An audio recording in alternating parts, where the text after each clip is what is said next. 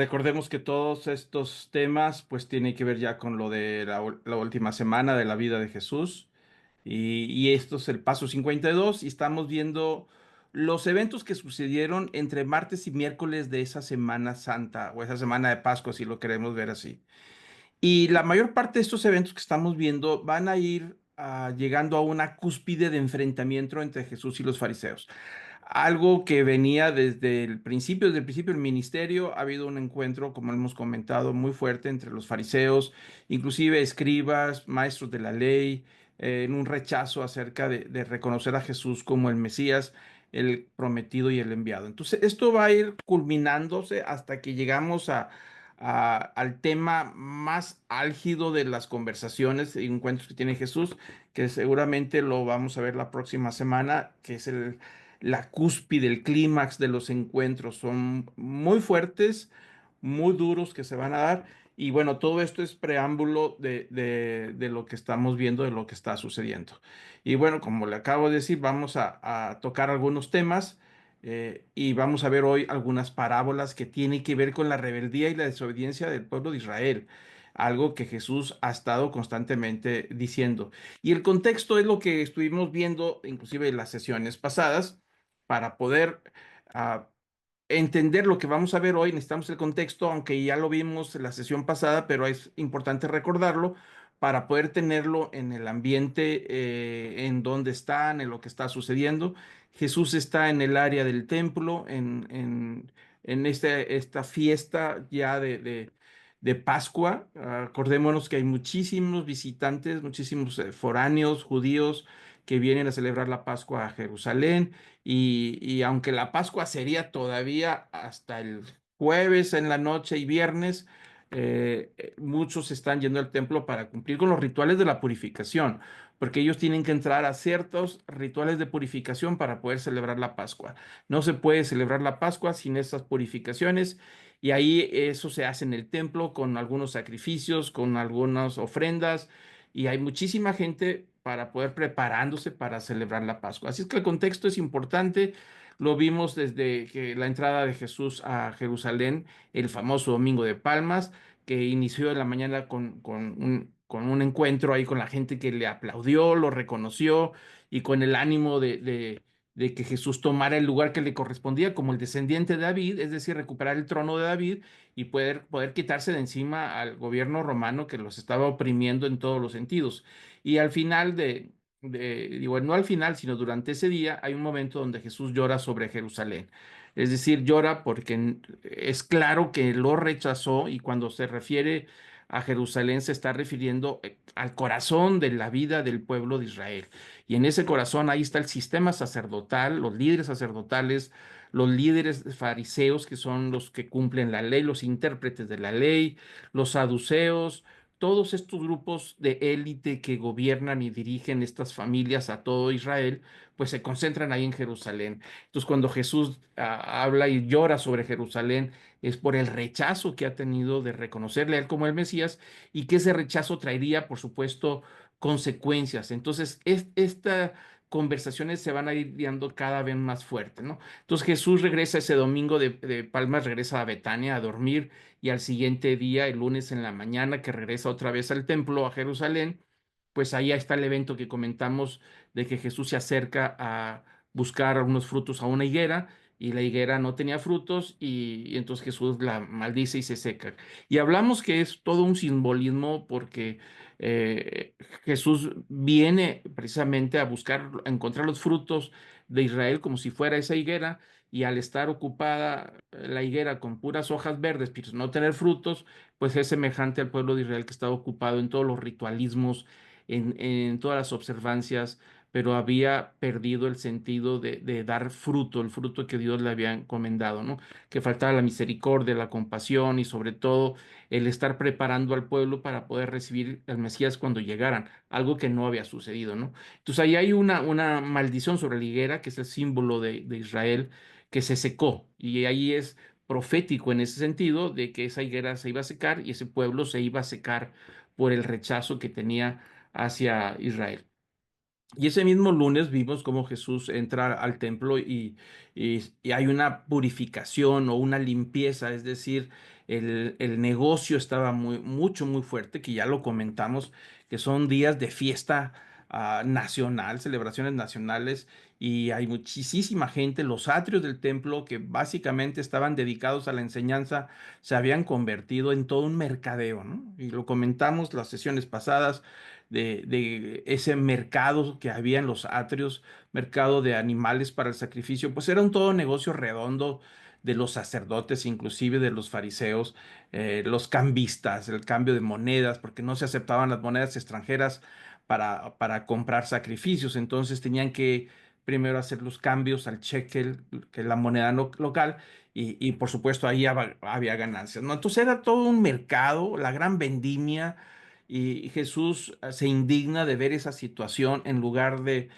que el templo se convirtiera o se usara en su vocación original, que sería una casa de oración, que ese era el sentido, o la casa del encuentro, que ese es el trasfondo del templo desde el tabernáculo en los tiempos de Moisés, es decir, un lugar donde Dios eh, reposa ahí con su santidad, su presencia está ahí y se encuentra con el pueblo de Israel.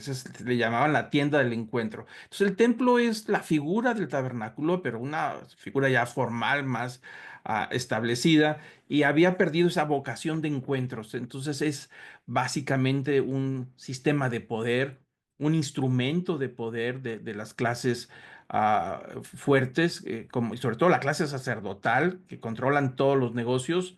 Pues ahí el templo era otros intereses, ya había perdido su vocación de oración. Por eso Jesús les reclama y les reprocha cuando limpia y echa fuera a los mercaderes, que son empleados básicamente de las principales familias, y les dice que han convertido mi casa en una cueva de ladrones, dice Jesús. El templo lo han convertido en un negocio de corrupción. Y también les recuerda una profecía de Isaías donde dice que mi casa será casa de oración para todas las naciones, ¿no? Y eso también se había perdido el sentido original, ya se había cambiado. Entonces, esa limpieza que Jesús hace en el templo, por supuesto, no es un asunto menor, es un escándalo, si lo queremos ver de esa manera, porque está a la luz de muchos testigos, hay muchísima gente, hay un escándalo, y se están acumulando alrededor de Jesús cuando Él está haciendo toda esta limpieza y está enseñándoles a todos que están equivocados y que están usando más la vocación del templo con un sistema de corrupción. Entonces eso llama mucho la atención, y los fariseos están ahí sin poder hacer mucho, preocupados, como lo comentamos, por la guardia romana, que están ahí cerca de los atrios del templo, fuera del templo, pero desde una torre, la Torre Antonia, que está ahí cerca. Desde esa Torre Antonia es un destacamento militar romano, y de ahí ven todo lo que sucede en los atrios en caso de tumulto, en caso de un problema, pues ellos luego bajan y se meten, es decir, están profanando el templo, porque no deberían de entrar ninguna persona más que los judíos, y sobre todo por la celebración de la Pascua. Entonces, eso atrajo, por supuesto, todo un espectáculo, y tensa la situación en ese momento, ese famoso primer día o segundo día de la semana de Pascua, ¿no? Y Jesús, en las conversaciones que vimos la sesión pasada, es que Jesús les dice a los fariseos, les advierte a los líderes de Israel, a los maestros de la ley, los sacerdotes, que el reino de Dios les será quitado y entregado a otro pueblo que dé frutos. Y les habla claramente que ellos habían perdido el sentido de ser por el cual fueron formados. Nosotros tenemos que tener muy claro que el pueblo de Israel tiene una vocación que Dios le dio desde que fue formado en el monte Sinaí, con la ley, con la tierra prometida, con todo el sistema. Todo apuntaba al sistema de la ley, a recibir al Mesías, la promesa de la restauración de todo lo que se había perdido. Acuérdense que esa restauración, esa promesa viene desde Génesis, se supone que Israel debería ser como un oasis en medio de un mundo oscuro, alejado de Dios. Entonces el objetivo de Israel era que representara la santidad de Dios, que representara la bendición de Dios, y que representara la relación de los seres humanos como una pequeña muestra de la humanidad, es decir, un pueblo que no era pueblo. Dios lo hizo su pueblo, y ahí le estableció todas las leyes. Y les dio la vocación, el sentido, la meta y objetivo de llevar el nombre de Dios hasta el último rincón y de ser testigos en todos los sentidos de la grandeza de Dios y su misericordia. Algo que no se sucedió. Por eso Jesús les dice, el reino de los cielos, perdón, el reino de Dios les va a ser quitado. Esa vocación que tenían se les va a quitar porque no hubo resultados, o sea, no hubo frutos. Si ustedes se acuerdan del pasaje que vimos, dice que será quitado y se le dará a un pueblo que dé frutos, similar a lo que vimos en la higuera que no dio frutos. Por eso el hecho de que secó la higuera y no había frutos es una representación de lo que le estaba sucediendo a la vida espiritual del pueblo de Israel. Muy ocupados en todo, haciendo nada, con muchísima religiosidad, sin nada de espiritualidad y por supuesto huecos y vacío sin dar ningún resultado. Entonces es parte de la problemática del encuentro y de lo que Jesús viene a enderezar, a formar un nuevo pueblo. Jesús formaría un nuevo pueblo a través de su muerte en la cruz, a través de un nuevo nacimiento, a través del arrepentimiento, de ese nuevo nacimiento que es para judíos y para paganos, para gentiles, para todo el que quisiera formar parte de ese pueblo que dé frutos. Es decir, que este pueblo, que es todos los que hemos aceptado a Cristo como Señor y Salvador, es un pueblo, el pueblo de Dios, en donde ahora tenemos esa vocación de llevar a este evangelio de salvación, de dar frutos y hablar de la misericordia de Dios y de la gloria de Dios. Es decir, se le fue quitado y se le dio a un pueblo, y ese pueblo está formado por judíos y por gentiles, como dice Romanos, el apóstol Pablo en el libro de Romanos, acerca de que Dios se ha hecho para sí un pueblo, ¿no? De ambos, lo dice en Gálatas y en otros pasajes, de ambos pueblos, de entre judíos y gentiles, se hizo un pueblo. Entonces aquí Jesús está en cierta manera prediciendo de lo que va a suceder, a quién se le va a entregar ahora el reino de Dios y a quién se le va a entregar para que dé resultados, ¿no? Entonces ahí ese es el ambiente del encuentro. Son palabras duras de lo que Jesús está diciendo, son reproches, reclamos de la mala tarea que hicieron estos líderes que tenían siglos de no dar fruto ni dar resultado. Y entonces Jesús ahora les está recordando. Es como tratar de hacer una limpieza en toda la vida espiritual de Israel y hablando de cuáles son los errores y los pecados que estaba cometiendo. Y que por supuesto el camino para la corrección sería el arrepentimiento, algo que no se encontró en ellos. Por esa razón habla sobre ese rechazo contundente y esa dureza de corazón de que el sistema no se quiso arrepentir, no quiso enderezarse y no aceptó el trato que Dios estaba dando a través de Jesús para poder abrir ese camino de cumplir con su objetivo que le había dado Israel. Y por supuesto, eso no sucedió, ¿no? Entonces vamos ahora con otras conversaciones acerca de lo que los fariseos, como consecuencia de lo que estamos viendo ahí en el templo, le hacen una pregunta a Jesús de dónde venía la autoridad. Dice, "Pues, ¿con qué autoridad te paras y vienes al templo y haces y echas fuera a los mercaderes y nos hablas de esa manera tan dura y nos estás diciendo todas estas cosas? ¿De dónde viene la fuente de autoridad para hacer esto?" Y Marcos capítulo 11 versículo 27 nos está diciendo que volvieron a Jerusalén, otra vez se acercaron ahí al templo cuando andaba en el templo y aprovechan los fariseos para hacerle estas preguntas. Dice, se acercaron los principales sacerdotes, es decir, los líderes, los escribas y los ancianos, o sea, la gente importante, y le dijeron, ¿con qué autoridad haces estas cosas? ¿O quién te dio la autoridad para hacer esto? Que es lo que estamos viendo de lo que sucede ahí en el templo. Y Jesús les da una respuesta en versículo 29 y les responde con una pregunta. Dice, respondedmela, dice el versículo 29. Entonces os diré con qué autoridad hago estas cosas. Y la pregunta es, ¿el bautismo de Juan, dice Jesús, era del cielo o era de los hombres? Dice, respondedme, y ellos discurrían entre sí, es decir, estaban platicando, discutiendo entre los líderes cuál sería la mejor respuesta y decían, si decimos que el bautismo de Juan es del cielo, pues él nos va a decir, ¿por qué no le creíste? Mas si decimos que es de los hombres, pues tenían miedo a la multitud porque todos consideraban que Juan verdaderamente había sido un profeta. Y respondiendo a Jesús dijeron, no sabemos. Jesús les dijo, tampoco yo os diré con qué autoridad hago estas cosas, ¿no? Entonces Jesús ahí les responde, a ver si le hace una pregunta y ellos no la pueden contestar porque los puso en aprietos. Es un hecho que algunos de el pueblo respondió al bautismo de Juan. Acuérdense que había multitudes haciendo fila para bautizarse, un bautismo de arrepentimiento, porque el reino de los cielos estaba cerca, es el preámbulo de la llegada del Mesías, del ministerio de Jesús. Y entonces, por supuesto, la gran mayoría, mucha gente haciendo fila para bautizarse, pero los líderes de Jerusalén no lo hicieron, o sea, no lo aceptaron. Entonces ahí estaba en un dilema y los dejó en aprietos y no supieron qué contestar. Y Jesús aprovechó y dijo, no, tampoco yo les voy a decir con qué autoridad hago esto. Entonces, bueno, ahí está la respuesta y viene de posteriormente una parábola que Jesús está comentando de dos hijos. Muy interesante esta parábola sobre los dos hijos, que viene a ser básicamente, sigue con la misma línea de los enfrentamientos, ¿no? De exponer al pueblo de Israel, a todo el sistema religioso, como desobediente. Y entonces esta parábola, que se llama la parábola de los dos hijos que cambian de opinión, está en Mateo 21 versículo 28, y Jesús dice ahí en esa reunión en público, dice, ¿qué os parece?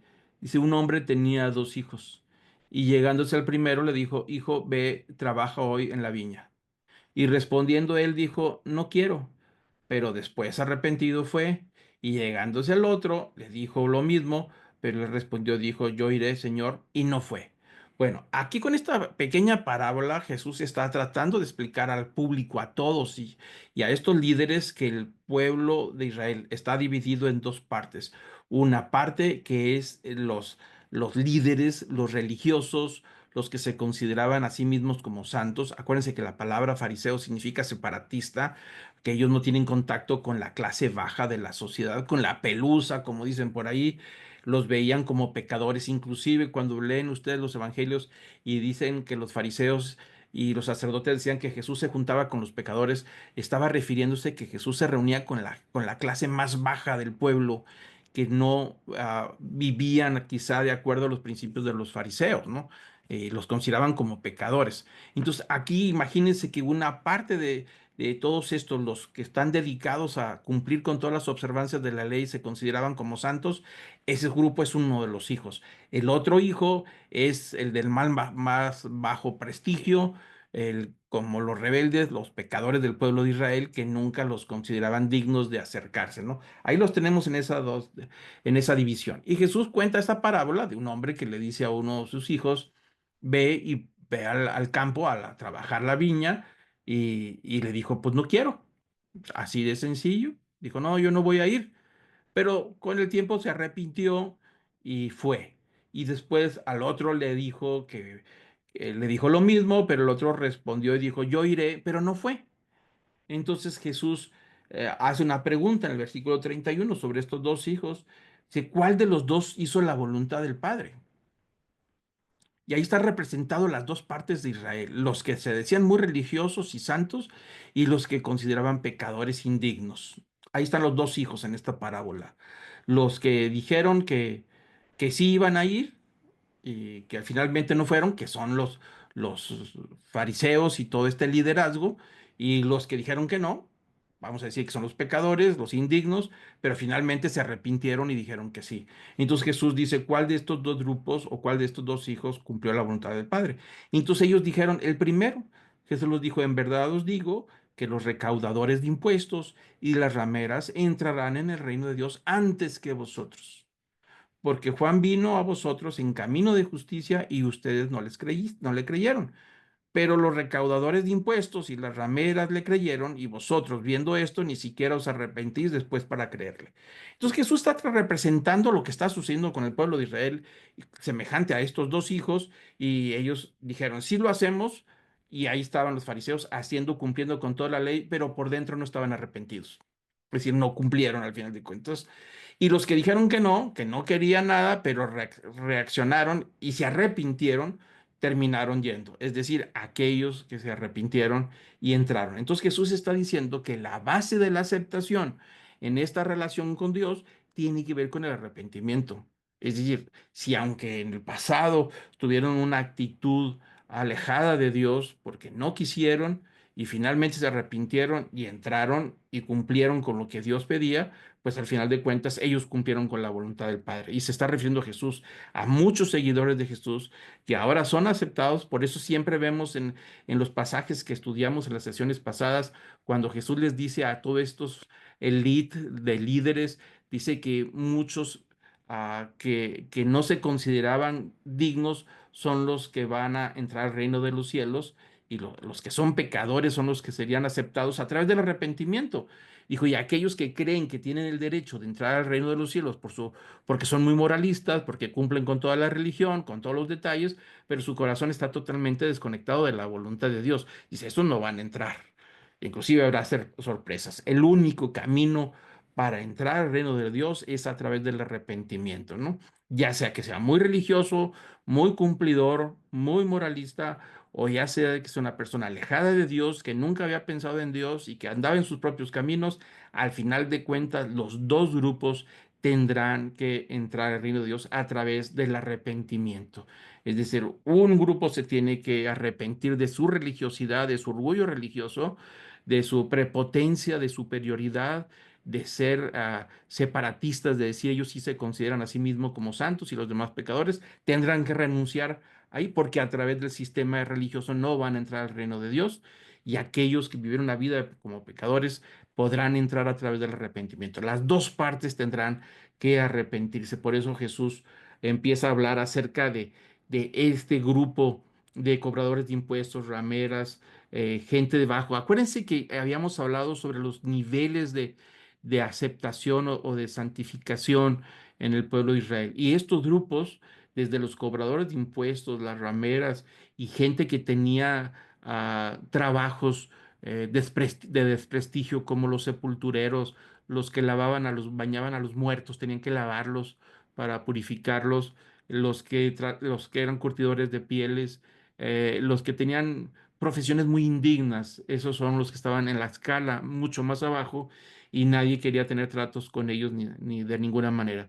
Y aquí es donde los vemos que a través del arrepentimiento, de creer en Jesús como el Señor y Salvador, podrían entrar al reino de los cielos. Dice primero, antes que ustedes, les dice Jesús a los fariseos. Van a entrar primero antes que ustedes. ¿Por qué? Porque ustedes dijeron que sí, pero no fueron.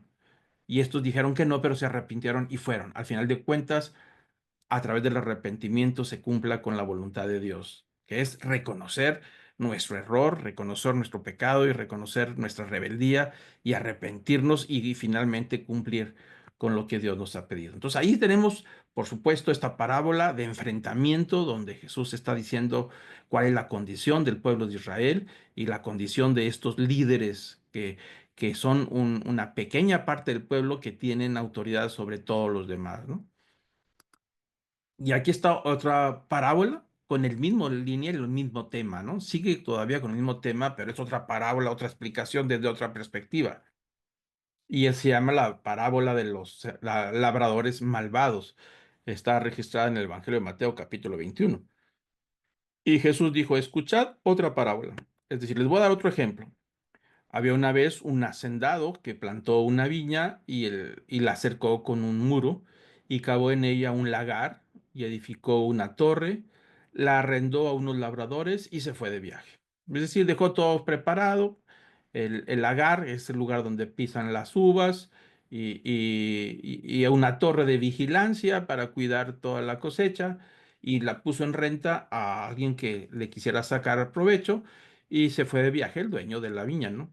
Y dice que el versículo 34, y cuando se acercó el tiempo de la cosecha, envió a sus siervos, a los labradores, para recibir sus frutos.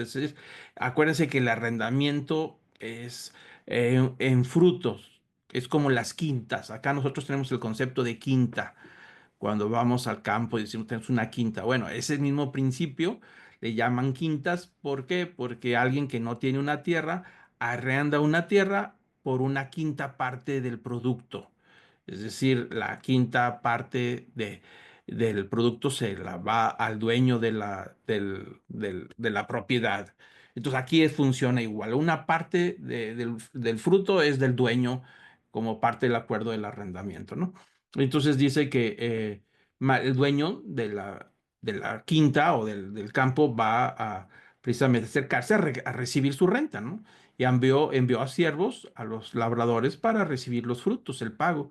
Pero los labradores, tomando a los siervos, a uno lo golpearon y a otro lo mataron y al otro le apedrearon. Y volvió a mandar otro grupo de siervos mayor que el primero y le hicieron lo mismo. Bueno, aquí vamos a explicar un poquito esta parábola. La parábola, imagínense que es el pueblo de Israel, es el campo, la viña, los frutos, ¿no?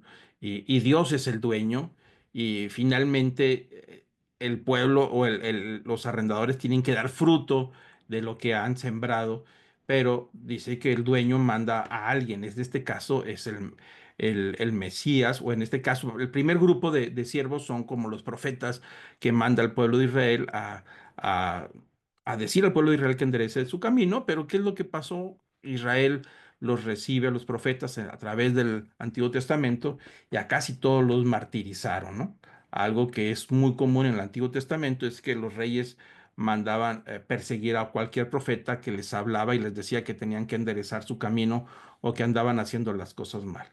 Entonces Jesús está usando toda esa historia del Antiguo Testamento, del comportamiento del pueblo de Israel, que rechazó a todos sus profetas, que son enviados por el dueño del pueblo de Israel, que es Dios, y lo apedrearon. Entonces dice que volvió a mandar a otro grupo de siervos y también le hicieron lo mismo, es decir, ellos no querían quedarse con todos, con toda la autoridad y rechazar al dueño, ¿no? Pero dice el versículo 37 que finalmente el dueño de la viña mandó a su hijo. Y aquí es donde entra Jesús. Está hablando Jesús de sí mismo, el Hijo de Dios, ¿no? Y entonces dice que el dueño de la viña mandó a su hijo diciendo, bueno, van a respetar a mi hijo, a él sí le van a dar lo que le corresponde. Pero cuando los labradores vieron que era su hijo, dijeron entre sí, este es el heredero, venid, matémosle y apoderémonos de su heredad. Y echándole mano, le arrojaron fuera de la viña y lo mataron. Y ahí donde Jesús está en cierta manera prediciendo lo que le va a suceder esa semana. Es decir, todos estos grupos de control religioso se quedaron con el poder para sí mismos, que eso es lo que Jesús ha estado diciendo, que el pecado de Israel es que se volvieron, aprovecharon todo el sistema para enriquecerse a sí mismos pensando en sí mismos.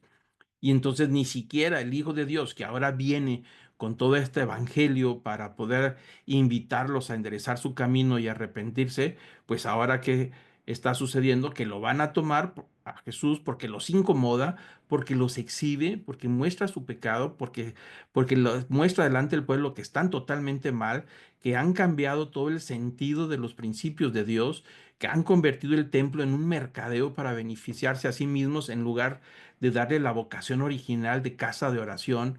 Es decir, este grupo se ha apoderado de toda la ley, se han apoderado del sistema, se han apoderado de los planes de Dios y han hecho lo que quieren con ellos y al pueblo lo han pisoteado, lo han maltratado y los han tratado como intocables, ¿no? Entonces viene ahora el Mesías, como parte de la promesa, para enderezar el camino. ¿Y qué es lo que pasa? Pues lo van a tomar y lo van a matar, que es lo que fue lo que está diciendo Jesús. En ese sentido, en esta parábola, Jesús está prediciendo lo que le va a suceder, que estos líderes rechazaron al Hijo de Dios que viene a recoger los frutos. Vuelvo otra vez, por esto estas lecturas que estamos teniendo, el tema de los frutos inicia desde la higuera que secó, que no había frutos. Y tiene que ver cuando Jesús les dice, el reino de Dios será quitado y será a un pueblo que dé frutos. Y entonces usa esta parábola donde el hijo del dueño de la viña viene a recoger los frutos que le corresponden, pero en lugar de entregarle y reconocerle como el hijo del dueño, lo tratan y lo tratan mal, lo golpean y lo matan. Ahí es donde está, dice, lo arrojan fuera de la viña y lo mataron. Entonces ahí hay mucho significado porque Jesús, vamos a pensar que la viña pudiera ser Jerusalén, Jesús murió fuera de Jerusalén y lo matan ahí crucificado ahí fuera de Jerusalén. Entonces dice el versículo 40, siguiendo con la misma parábola, dice Jesús, dice, cuando venga pues el dueño de la viña, es decir, si mataron a su hijo, mataron a sus siervos, pero va a venir el dueño de la viña, va a ver, va a regresar. Dice, ¿qué hará con estos labradores? Pues ellos le dijeron, llevará a esos miserables a un fin lamentable, arrendará la viña a otros labradores que le paguen los frutos a su tiempo. Entonces, bueno, ahí está la respuesta una vez más, pero ellos son los que están dando la respuesta de lo que hará cuando venga el dueño de la viña y se les va a ser quitado, los va a tratar a estos miserables a un fin lamentable, ¿no? Que se llama juicio. Y volvemos al mismo punto, el trato. Dios hará un juicio final de los tiempos y ellos serán tratados como miserables por haber rechazado al Hijo de Dios, y entonces será entregado los frutos de esta viña a aquellos que dice que le paguen los frutos a su tiempo, es decir, que le den los frutos. Esta parábola tiene que ver también con lo que Jesús les dijo: se les va a quitar el reino de Dios y se les va a dar un pueblo que den frutos. Al final de cuentas, la relación con Dios, basados en estas parábolas, tiene que ver con los resultados de un cristiano. Podemos ser muy religiosos, podemos ir todos los domingos a la iglesia, podemos cantar muy bien, podemos ser muy moralistas, portarnos bien, podemos leer la Biblia y saberla de memoria, pero al final de cuentas, si no damos frutos, no si no hay resultados, hemos perdido el sentido del ser. Jesús lo dijo claramente en una ocasión: dijo, por sus frutos los reconoceréis. Entonces, aquí el punto siempre tiene que ver con los frutos. Por eso secó la higuera, porque no había frutos. Por eso les quitó el reino de Dios al sistema religioso de Israel, porque no había frutos. Y se lo dio a un pueblo nuevo que le dé frutos. Y otra vez dice aquí al final de esta parábola, dice que habrá un juicio para todos los que rechazan a Jesús, y entrará y entregará la viña a labradores que le den sus frutos a tiempo. Es decir, y esos frutos vamos a decir que es el resultado de los planes de Dios, de reconocerle a Él como Señor y Dios, de darle la gloria a Él, de frutos de arrepentimiento, como dijo Juan el Bautista, frutos para la gloria de Dios, es decir, todo un cambio de transformación en la vida de la persona.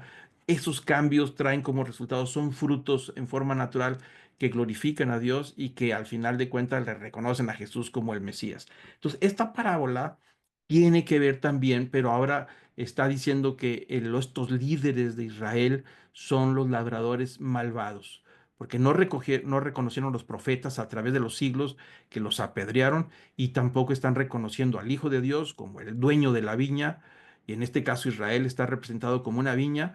Dice, no está viendo frutos, lo van a apedrear, y Jesús está prediciendo lo que le va a suceder unos días después de esta conversación, ¿no? Entonces, ahí está Jesús insistiendo. Por eso tenemos que ver a la luz de lo que pasa en estos días de Jesús, en sus últimos días, como el último intento de poder exhibir y poder hablarle al pueblo de Israel para que reconozca su camino y enderece su camino y le reconozca a él como el hijo del viñador, el dueño de la viña, y que la autoridad que ellos tienen es una autoridad que es para que den frutos y resultados, que ellos no son dueños del pueblo de Israel, ellos no son dueños del templo, ellos no son dueños del sistema religioso, no son dueños de la ley, no son dueños de las profecías, no son dueños de las personas, no son dueños de nada, son solamente siervos, trabajadores de una viña que no les corresponde, y que el resultado es que debe de dar frutos, y esos frutos es la gloria de Dios, el reconocimiento de Dios, lo que a Él le corresponde. Y eso fue lo que no sucedió. Por eso todas estas conversaciones y parábolas tienen que ver con lo que sucedió desde la limpieza del templo, de toda esa profanación del templo, de todo ese desorden y ese sistema de corrupción que Jesús vino a enderezar y a invitarlos a que se arrepintieran, porque el único camino es el arrepentimiento, no hay de otro, ¿no? Entonces aquí vemos una perspectiva más de lo que Jesús está tratando de hacerles entender, ¿no? Y bueno, el Mateo 21 nos habla acerca de que hay una profecía de que el Mesías iba a ser rechazado. Es decir, en lugar de encontrar en el corazón de todos estos líderes una aceptación, un arrepentimiento de lo que Jesús está diciendo, dice, lo que iba a encontrar el Mesías era un rechazo. Pero es parte profetizado, ¿no? Dice Mateo 21 que Jesús les dijo, ¿nunca leíste en las escrituras la piedra que desecharon los constructores, esa en piedra angular se ha convertido? Eso fue hecho de parte del Señor y es maravilloso a nuestros ojos. Por eso os digo que el reino de Dios os será quitado. Otra vez viene Jesús a repetir lo mismo. Está recalcando, les van a quitar el reino de Dios porque ustedes han rechazado una piedra angular. Y dice, y será dado a una nación que produzca sus frutos, y el que caiga sobre esta piedra será hecho pedazos, y sobre quien ella caiga les esparcirá como polvo. Al oír sus palabras, los principales sacerdotes y los fariseos comprendieron que hablaba de ellos, y cuando procuraron prenderle, tuvieron miedo a la multitud porque le tenían por profeta. ¿De qué se está refiriendo Jesús con esta piedra angular, que era una profecía? La profecía decía que la piedra que desecharon los constructores, esa ha venido a ser piedra angular, es decir, la piedra principal. Y bueno, está hablando ahora, Jesús está explicando esa profecía de que el pueblo de Israel había que construir, vamos a decirlo de esa manera, una nación, un pueblo para Dios, y los encargados de hacerlo son estos, los constructores. ¿Quiénes son los constructores? Los fariseos, los saduceos, los sacerdotes, los escribas, los intérpretes de la ley, toda esta élite de la que hemos estado hablando, ellos son los constructores y su responsabilidad, su objetivo era construir precisamente un pueblo para Dios, todo el pueblo de Israel que fuera bien construido, es decir, construir esa relación y ese templo espiritual. Pero dice que estos constructores, los que se encargan de dirigir la nación y dirigir la vida religiosa y espiritual de todo el pueblo, dice que estos constructores desecharon a una piedra y que esta piedra desechada se convirtió en piedra angular. Y ahí Jesús es la piedra angular. ¿A qué se refiere de esa piedra? Bueno, cuando los constructores están trabajando, lo que hacen es que reciben la piedra bruta, así como viene de las minas, de los lugares, y la reciben y empiezan a trabajarla con cincel. Están trabajando para darle forma cuadrada o rectangular, la están cincelando para poder que vaya a ocupar un lugar en la construcción, es decir, que se acomode con otras piedras, pero la están trabajando y ahí están sentados los constructores trabajando, dándole forma a las piedras para que sea una piedra útil. Pero dice que los constructores toman una piedra de cuando en cuando y la están trabajando y la ven que no tiene posibilidades de nada. Es decir, no va a servir para construir nada y esa piedra la desechan porque no sirve, según la opinión de ellos, no sirve para nada. Entonces Jesús está usando esa profecía donde dice que los constructores, hablando en términos espirituales, dice que desecharon una piedra, pero esta piedra que ellos desecharon se ha convertido en la parte principal de la construcción. Y le está diciendo, esa piedra soy yo, ustedes me están desechando como constructores de Israel, como constructores espirituales, al acercarse y toparse conmigo, me han juzgado y ustedes han dicho, tú no sirves para nada. Es decir, no tiene ninguna utilidad en esta construcción del espiritual del pueblo de Israel. Y por lo tanto, te hemos desechado. Tan es así, pues que lo van a matar y lo van a crucificar.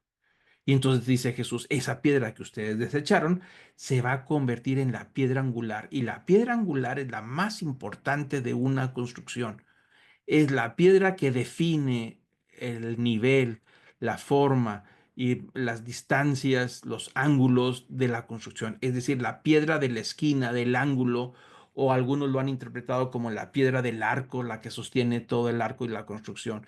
Es decir, quitas esa piedra y se deshace todo. Y esa piedra marca, por supuesto, los lineamientos de la construcción. Por eso piedra angular es muy importante y es sumamente importante. Es la líder, vamos a decir, la piedra líder de todas las demás piedras que se van a alinear con ella para formar esta construcción. Entonces Jesús dice, esta piedra soy yo, me han desechado, pero yo me voy a convertir en la piedra que va a definir la construcción de Dios, de este reino espiritual que se está levantando, en donde ustedes quedarán fuera, es lo que les está diciendo. Porque dice el versículo 42, usando esta profecía, dice, esta piedra angular se ha convertido en piedra angular. Y esto fue hecho de parte del Señor y es maravilloso en nuestros ojos. Hace la pregunta, dice, ustedes están siendo testigos que Dios va a transformar esta piedra de desecho en la principal piedra fundacional para construir este templo espiritual que Jesús construiría a través del Espíritu Santo con estos dos pueblos que a través del arrepentimiento y a través de reconocerle a Él formarían parte. El apóstol Pedro inclusive habla de que todos somos como piedras en el templo espiritual. Cada uno de nosotros formamos parte de ese templo espiritual que se ha formado a través de los últimos siglos, ¿no? En donde el cimiento y la construcción es Cristo, es decir, el fundamento de la iglesia es precisamente la persona de Jesús, las enseñanzas de los apóstoles y los profetas, pero la piedra angular, la que marca el orden de toda esta construcción espiritual es Cristo, y eso fue desechado por los constructores de Israel en el sentido espiritual, ¿no? Y por eso dice Jesús en esta parte, dice, por esa razón, porque ustedes me han desechado, se va a construir un templo nuevo, espiritual, donde yo soy la piedra angular. Dijo, y ustedes se les va a quitar esa vocación y ese privilegio, esa bendición de construir el templo de Dios, ese templo espiritual. Y entonces ahí viene la advertencia, el versículo 44 dice, el que caiga sobre esta piedra será hecho pedazos, es decir, es tan poderosa esta piedra de desecho que ellos consideraban inútil e inservible, dice que los va a hacer garras, dice, pero el que caiga sobre esta piedra será hecho pedazos, pero sobre quien ella caiga, le esparcirá como polvo, es decir, el juicio final.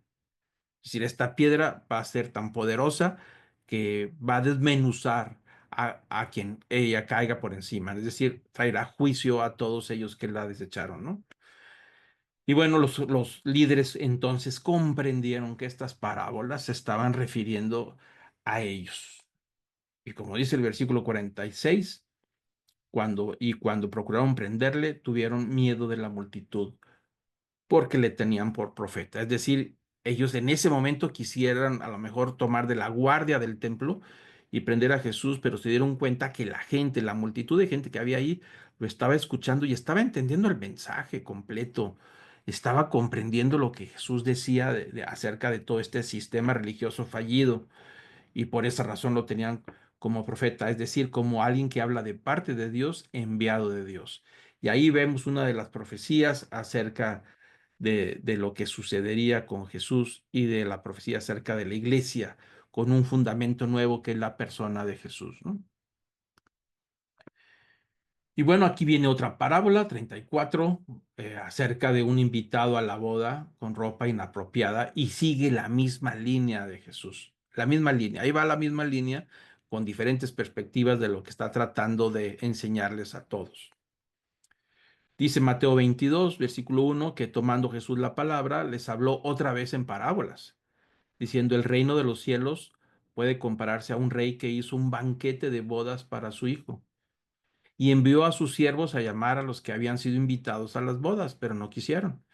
De nuevo envió otros siervos diciendo, decid a los que han sido invitados, ved, ya han sido preparados los banquetes, he matado mis novillos, animales cebados y todo lo que he aparejeado, venid a las bodas. Pero ellos no hicieron caso y se fueron. Uno se fue al campo, otros a sus negocios y los demás, echando mano de los siervos, los maltrataron y los mataron. Entonces el rey se enfureció y enviando sus ejércitos, destruyó a aquellos asesinos e incendió la ciudad. Bueno, ahí está otra vez el mismo tema. En lugar de hablar de una viña que fue arrendada y que de estos que rentaron la viña apedrearon a los siervos del dueño de la viña y luego apedrearon al hijo del dueño de la viña y al final de cuentas los juzgaron por haber hecho mal. Ahora está aquí, pero ahora la perspectiva es sobre una boda, una invitación. Entonces está hablando de una boda, que dice el reino de los cielos, se puede comparar. Por eso es importante que estamos viendo una perspectiva de lo que Dios está haciendo a través de Jesús. Y dice, va a haber una fiesta, va a haber banquetes y va a ser las bodas para su hijo. Entonces empieza a invitar a los principales, a la gente importante, y manda a los siervos para que vayan a avisarles que ya las bodas están listas, que están los animales listos, ya está todo el banquete, pero los invitados principales sacaron excusas y no quisieron ir. Se fueron a campo, ignoraron la invitación, fue un desprecio de esa invitación. Y entonces dice que mandaron a estos siervos, dice que el papá del novio manda a siervos para decirles, vénganse, ¿y qué le hicieron con los siervos? Los maltrataron y los mataron. Entonces es exactamente igual, pero ahora el reino de los cielos es una invitación. Está invitado a una fiesta, a una gran celebración que nos recuerda, por supuesto, a las bodas del Cordero en Apocalipsis, ese momento que se va a dar al final del tiempo, donde Jesús como Cordero de Dios habrá esa boda entre la iglesia y el Cordero, ¿no? Entonces aquí está esta parábola hablando de que despreciaron esta invitación y entrar al reino de los cielos es una invitación. Entonces ellos sacaron excusas de no ir y al contrario maltrataron a los siervos, es decir, a los profetas, finalmente no aceptaron. Entonces el rey se enoja, es decir, viene el enojo otra vez más y envía sus ejércitos y destruyó a aquellos asesinos e incendió la ciudad. Y parece como que aquí Jesús está tratando de recordar por qué lloró. Acuérdense que el domingo lloró por Jerusalén y dijo que vendrían tiempos muy complicados por Jerusalén porque no reconoció el día de la visitación. Es decir, que la destrucción de Jerusalén sería inminente por haber rechazado al Mesías, al enviado de Dios, al Hijo de Dios, al dueño de la viña, al que apedrearon, al que maltrataron y al que mataron, que al final de cuentas es lo que dicen las parábolas, que todo este grupo religioso se quedó con todo lo que no era de ellos, porque venía a buscar los frutos y no encontró nada de frutos. Entonces dice aquí en la parábola de las bodas, del hijo, que el rey se enojó, se molestó por el desprecio de menospreciar un evento tan importante para este hombre en la parábola y llevó al ejército y trajo destrucción. Bueno, eso es lo que sucede con Jerusalén. Dios se indignó tanto del desprecio de haber mandado a su hijo a Israel, a Jerusalén, para que sea escuchado y que sea aceptado y que sean arrepentidos, pero lejos de eso lo menospreciaron, lo maltrataron, lo consideraron como una piedra inservible, desechada, que no servía para nada, ni le reconocieron que era valioso, que no tenía nada de importancia y que inclusive todo lo que hacía lo hacía por el poder de Satanás. Entonces todo eso trajo una indignación y trajo esas consecuencias. Por eso Jesús lloró sobre Jerusalén, porque vendría una destrucción posterior, ¿no? Y sigue diciendo la parábola del hijo de las bodas. Dice el versículo 8 que luego dijo a sus siervos, la boda está preparada, pero los que fueron invitados no eran dignos. Entonces dijo, id por tanto a las salidas de los caminos, invitad a las bodas a cuantos encontréis. Y aquellos siervos salieron por los caminos y reunieron a todos los que encontraron, tanto malos como buenos, y el salón de bodas se llenó de comensales. Y una vez más, en esta parábola vemos a los dos grupos, a los grupos invitados, que eran los importantes, que rechazaron la invitación, y vemos el grupo que eran la gente de más bajo nivel y que salieron a invitarlos y que fueran a las bodas, ¿no? El que aceptaba, pues podía entrar a la boda, por supuesto, y los que rechazaron la invitación, que menospreciaron las bodas, pues esos serían destruidos. Ahí vemos a los dos grupos. Entonces dice que la boda se llenó de comensales. Versículo 11 dice, pero cuando el rey entró a ver a los comensales, veo allí a uno que estaba vestido con traje de boda, que no estaba vestido con traje de boda y le dijo, amigo, ¿cómo entraste aquí sin traje de boda? Y él enmudeció. Entonces el rey dijo a los sirvientes, atadle las manos y los pies y echarlo a las tinieblas de afuera. Ahí será el llanto y crujir de dientes, porque muchos son los llamados, pero pocos los escogidos. Bueno, ahí es donde va terminando la parábola y dice que aunque la invitación original era para la gente, los invitados importantes que despreciaron la invitación, despreciaron esta boda, ahora salieron a invitar a las calles a toda la gente de cualquier nivel social y que por supuesto entraron y se llenó, pero nota aquí el rey cuando está en la boda que uno de ellos no venía con vestiduras apropiadas, es decir, no de lujo, no de, porque estamos hablando de gente de escasos recursos, de otro nivel social mucho más abajo. A lo que se refiere es que no estaba vestido, acondicionado para un evento con sus propias ropas.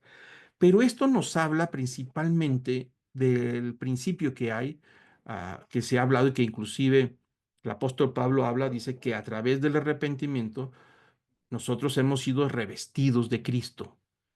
Nos da una vestidura nueva, nos da un nombre nuevo y hemos sido lavados con la sangre de Cristo. Es decir, de ser indignos para sentarnos a la mesa del Padre, ahora hemos sido lavados con la sangre del Cordero, vestidos con justicia, considerados como justos para sentarnos delante del Padre en esa mesa al final de los tiempos, ¿no? Pero cuando habla de que este no se vistió, quiere decir que no se arrepintió, que es muy importante que entendamos que podamos estar en la iglesia, podemos estar en reuniones y podemos asistir a todo, pero si no hay ese nuevo nacimiento y ese arrepentimiento total, no seremos vestidos con justicia para presentarnos delante del Padre. Es decir, nosotros todos somos pecadores, no podemos presentarnos delante de Dios, porque Dios es santo y nosotros somos pecadores. Pero a través de la muerte de Cristo en la cruz, su sangre nos ha permitido lavar nuestra vida, nuestro pecado y vestirnos con justicia, aunque no somos justos. Vestirnos con justicia quiere decir vestirnos dignamente delante del Padre, de tal manera que el Padre ahora nos acepta por lo que Cristo hizo en nosotros, es decir, nos da una vestidura digna no por nuestros méritos, sino por los méritos de Él. En este caso de la parábola, dice que en el grupo hay gente que no se viste con arrepentimiento, con justicia, es decir, no por estar en una iglesia, no por asistir, no por cumplir, ya entraremos al reino de los cielos. No, la única manera efectiva es a través del arrepentimiento, a través de una vida nueva, dando frutos, frutos de misericordia y frutos de una vida nueva. Ese es el ropaje. Acuérdense lo que dice Apocalipsis 19, lo puede leer en las bodas del Cordero, donde dice que a la iglesia, es decir, a todo este pueblo nuevo, que es la invitada a la boda, dice que es la novia, dice, se le ha permitido vestirse de lino fino. Entonces, es decir, ese sentido espiritual es un ropaje nuevo que hemos alcanzado a través de lo que Cristo hará en las bodas del Cordero, ¿no? Entonces, ahí está la parábola referente a todos estos temas. Como les digo, es el mismo tema pero hablando desde diferentes perspectivas acerca de que el pueblo de Israel, la élite de Israel, rechazarían al Hijo de Dios y lo llevarían hasta la muerte, y que los que lo aceptaron serían los más indignos, los que consideraban inservibles. A todos ellos son los invitados ahora a las bodas del Cordero, pero que a pesar de eso, tendrían que entrar a través del arrepentimiento para recibir el ropaje nuevo para las bodas del Cordero, ¿no? Y bueno, seguimos con el tema, llevamos aquí terminando. En esa misma ocasión hay un encuentro de Jesús con los herodianos y los fariseos. Ahí entran estas lecturas, ahora están tratando de hacer caer a Jesús en diferentes contradicciones para poder prenderle. Ellos no tenían manera de prender a Jesús y llevarlo a juicio.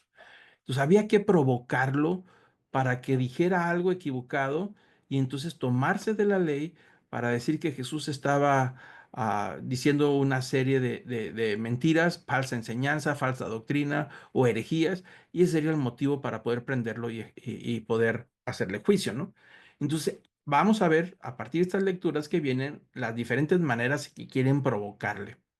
La primera provocación viene de un grupo de los herodianos. Los herodianos son parte de la élite de este grupo que hemos estado hablando con fariseos y sacerdotes, pero son seguidores del rey Herodes, es decir, son gente influyente en Israel, pero ellos son de la idea de que Herodes, aunque no es judío, debe de estar dirigiendo los rumbos de la nación de Israel. Son herodianos principalmente, les llamaban partidario de Herodes, y quieren hacerle caer en una contradicción política, es decir, que diga algo en contra del rey Herodes o en contra para poder prenderla.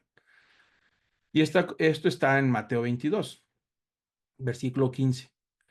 Dice que entonces fueron los fariseos y deliberaron entre sí cómo atraparle.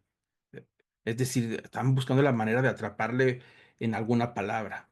Y le enviaron sus discípulos junto con los herodianos y diciendo, Maestro, sabemos que eres veraz y que enseñas el camino de Dios con verdad y no buscas el favor de nadie. Ahí suena más a sarcasmo de parte de ellos, ¿no? Porque eres imparcial. Dinos pues, ¿qué te parece? ¿Es lícito pagar el impuesto a César o no? La famosa frase que ya conocemos casi todos. Pero esto que le están preguntando es una trampa. Le están poniendo un torito para poder provocarle delante de la gente que diga algo que pueda contradecir y entonces darle la excusa necesaria para aprenderlo, ¿no?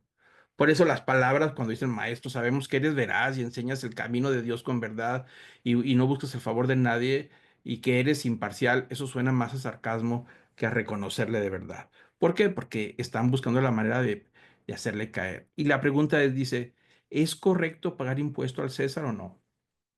Una pregunta difícil, porque si algo estaban buscando el pueblo de Israel es deshacerse de los impuestos, de los altos impuestos que Roma cobraba, no solamente para sostener el aparato militar, que era costosísimo el ejército romano, sino también para las construcciones y los palacios y sostener todo el sistema a Roma.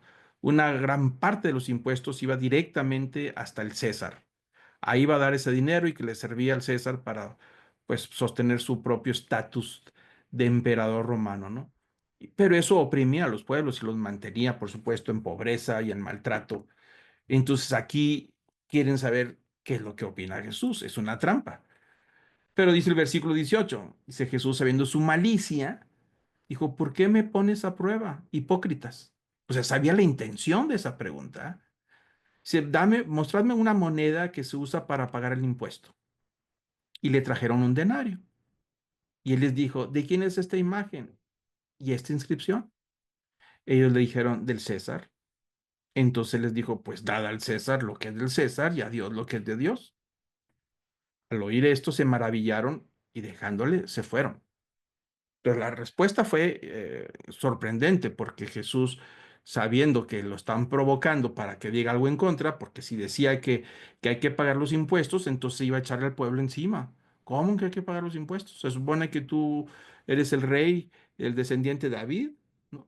Y si decía que no había que pagar los impuestos, se iba a meter en un problema porque estaba en contra entonces de Roma y lo iban a ajustar para llevarlo a juicio los romanos, porque pues, estaba diciendo algo en contra del César. Entonces, cuando pide que le den la moneda, el denario, hacen la pregunta, ¿de quién es esta imagen que viene en la moneda? Pues es del César. ¿Y cuál es la descripción? Dos preguntas. Y ahí tengo en la imagen que le estoy presentando un denario. Por un lado está la imagen de César Augusto, que es un título, Augusto es un título divino. La palabra Augusto es un título divino, ¿no? Entonces ahí la imagen de César Augusto es una imagen divina en ese sentido, ¿no? Y del otro lado hay una inscripción que dice Pontífice Máximo. Y está el César Augusto con ropajes sacerdotales. Pontífice Máximo significa sumo sacerdote de la religión de Roma. Literalmente significa el puente máximo entre el pueblo y Dios. ¿Y ese quién era? El emperador. Entonces el emperador se daba títulos divinos. De ahí donde viene la palabra pontífice máximo en español que conocemos muy bien. Bueno, porque el César se sentía con ese poder de conexión entre los dioses y el pueblo romano. Ellos sentían que su título era de origen divino. Entonces, por esa razón, Jesús les dice, ¿de quién es la imagen? Del César. ¿Y qué dice ahí? Pues que es el sumo sacerdote de los romanos. Bueno, pues esto es muy sencillo. Dale al César lo que es del César y a Dios lo que es de Dios. Entonces, al instante ahí quedó librado con su sabiduría. Se maravillaron de la respuesta y dejándole, se fueron. Es decir, no pudieron atraparle. Pero ahora vienen los saduceos y ahora intentan hacer caer a Jesús en otra contradicción teológica. Marcos 12, 18 al 27.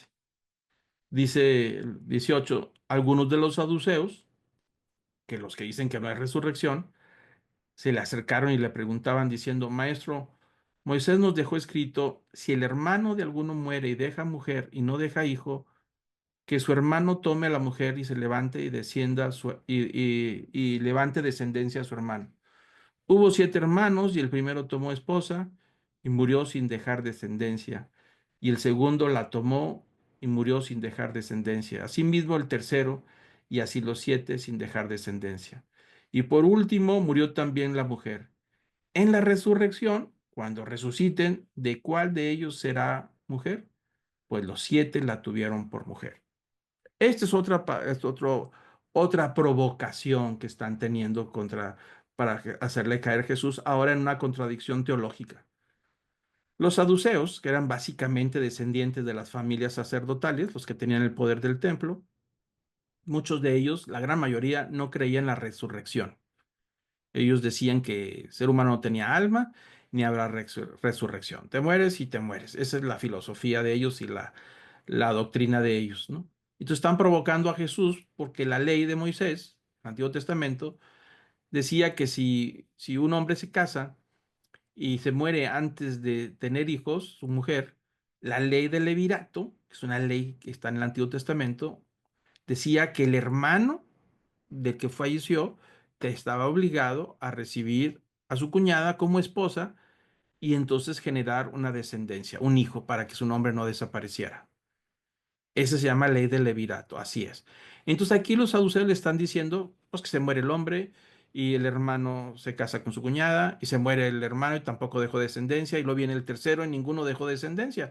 Al final se muere la mujer y dice, bueno, le dicen a Jesús, si existe la resurrección, ¿cómo van a ser todos estos en la resurrección? ¿De quién va a ser la esposa de todos tus 7 hermanos?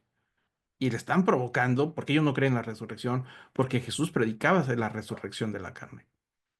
Entonces le están diciendo, a ver, explícanos de quién va a ser esposa. Y la respuesta de Jesús es muy interesante. Y les dice Jesús, ¿no es esta la razón por la que estáis equivocados, que no entendéis las escrituras ni el poder de Dios? Porque cuando resuciten de entre los muertos, ni se casarán ni serán dados en matrimonio, sino que serán como ángeles en los cielos. Y en cuanto a los muertos resucitan, ¿no habéis leído en el libro de Moisés, en el pasaje sobre la zarza ardiendo, cómo Dios le habló diciendo, yo soy el Dios de Abraham, el Dios de Isaac y el Dios de Jacob? Él no es Dios de muertos, sino de vivos. Vosotros estáis muy equivocados. La respuesta de Jesús es muy clara y le dice, en la resurrección, los que resuciten van a ser como los ángeles. Es decir, no serán ángeles y es algo que hay que tener mucho cuidado. Nosotros no nos convertimos en ángeles al morir. Jesús está describiendo una parte de la naturaleza de los ángeles. Los ángeles no generan ángeles, no se casan entre ellos para tener angelitos y tener más y reproducirse y multiplicarse la cantidad de ángeles. Dios desde el principio creó la cantidad de ángeles que ha existido desde el principio y habrá hasta el final. Ellos no se multiplican, no se reproducen, no hay ese sistema, por eso Jesús dijo, serán como ángeles. Una vez nosotros resucitados, no habrá el sistema de reproducción, de casarse y de tener esposa. En ese sentido, no habrá matrimonio. Y eso es lo que está diciendo Jesús. Serán como ángeles, no que seremos ángeles. O sea, la resurrección ya no habrá estas leyes como las que tenemos ahora en que nos reproducimos para multiplicarnos. En el nuevo cielo y en la nueva tierra no habrá eso. No habrá con que esta es la esposa de todos nosotros y ahora es nuestra esposa. Vamos a hacer una casita ahora en el nuevo cielo y en la nueva tierra para la esposa. No, habrá algo totalmente distinto, nada que ver con lo que hay aquí. La Biblia es muy clara que el momento en que morimos, ahí estamos unidos en matrimonio hasta que la muerte nos separe. Una vez muertos ya estamos separados, porque viene la resurrección y ya tú sabrá otra cosa. ¿Podremos reconocernos? Ese ya es otro tema. Podrá ser, es posible que vayamos a reconocernos a la esposa o al esposo, a los hijos, pero ya habrá otras leyes, otras condiciones, otra situación totalmente distinta, ¿no? Entonces Jesús les dice a estos incrédulos en la resurrección que serán como ángeles. Y aparte les dice, porque los saduceos nomás creían en la ley de Moisés, es decir, los primeros 5 libros. Y Jesús les dijo, acuérdense, cuando Dios se mostró a Moisés ahí en el cerro, en el monte del Sinaí, cuando Dios se está presentando a Moisés y le dice, yo soy el Dios de Abraham, el Dios de Isaac y el Dios de Jacob. Es decir, en el momento en que Moisés está en el monte Sinaí hablando con Dios, Dios se identifica con Moisés como el Dios de sus antepasados, es decir, 500, 600 años atrás de Abraham, de Jacob y de Isaac. Dijo, yo soy el Dios de ellos. Pero noten que dice que Jesús le dijo a Moisés, soy el Dios de Abraham. Es decir, no fui. Es decir, Abraham todavía está relacionado conmigo, aunque ya murió. Isaac está todavía relacionado conmigo, aunque ya murió. Y Jacob, su antepasado, está relacionado conmigo, aunque ya murió. Sigo siendo el Dios de ellos, aunque están muertos. Y esa es la prueba que Jesús les está diciendo a estos saduceos, que Dios es Dios de vivos, no de muertos. Es decir, la gente muere corporalmente, pero su alma sigue viva y Dios sigue siendo nuestro Dios en ese sentido. Y entonces Jesús les da una respuesta tremenda a ellos porque ellos nada más creían en Moisés, no creían en los demás libros del Antiguo Testamento. Y es a través del libro de Moisés donde Él les dice que Dios es Dios de vivos y no de muertos. Que si Moisés le dijeron que era Dios de Abraham y Jacob y de Isaac, así sería también en la resurrección. Y por supuesto, ellos tratan una vez más de encontrarle una conclusión uh, triste para poder prenderlo y provocarlo a que diga algo contrario a las enseñanzas y poder acusarlo, ¿no? Vamos a dejarlo hasta ahí. Van a seguir hablando de más contradicciones. Los fariseos seguirán hablando en provocando a Jesús una vez más. Lo van a provocar haciéndole preguntas acerca del mayor mandamiento. Y hay una respuesta muy, muy bonita de parte de Jesús. Y luego después de ahí viene ya todo un encuentro muy fuerte. Vamos a decir que es el clímax del encuentro donde Jesús habla de una manera tremenda y fuerte a todos estos, a los fariseos, a los saduceos, a los sacerdotes, a los escribas, que es la culminación, la cúspide de ese encuentro. Después de ese encuentro ya entraremos a lo que es lo que sucedería en el Jueves Santo, en la Santa Cena. Pero vamos a ver la próxima semana este encuentro, lo vamos a analizar, que son las últimas partes fuertes de lo que Jesús diría aquí a los fariseos. Entonces vamos a terminar, hasta aquí lo vamos a dejar de estar analizando estos encuentros fuertes y vamos a continuar con ellos la próxima semana hasta llegar al punto de los juicios de Jesús antes de ser crucificado. Entonces vamos a cerrar nuestros ojos, inclinar nuestro rostro. Amado Padre, gracias Señor por esta palabra que acabamos de analizar, de estudiar. Te pedimos, Señor, que podamos ser sensibles a esta palabra y aprender, Señor, que el camino a esta nueva vida es el camino a través del arrepentimiento, que no somos dignos y que no tenemos nada en nosotros mismos de ser aceptados en ese banquete de bodas, pero es a través de tu sangre que hemos sido revestidos con un ropaje nuevo de justicia a través de la sangre de Cristo que nos has limpiado y perdonado nuestra maldad, que ha sido por gracia, Señor, que podamos entender que el camino hacia la presencia del Padre, de regresar con Él, es el camino de la gracia, y que tú enviaste a tu Hijo, Señor, a rescatarnos, y te pedimos, Señor, que podamos aceptar esa invitación, pero que estemos vestidos con dignidad, esa dignidad de hijos de Dios, esa dignidad de ser hijos adoptados, de herederos con Cristo, Señor, hasta que llegue el día de las bodas del Cordero y de la novia que es la iglesia. Padre, te pido, Señor, que podamos aprender de ellos, aprender de esta enseñanza y de ser sensibles, Señor, a toda esta palabra que estás compartiendo con nosotros. Espíritu Santo, guíanos, enséñanos y que podamos vivir esta vida digna. Te lo pedimos todo en el nombre precioso de Cristo Jesús. Amén.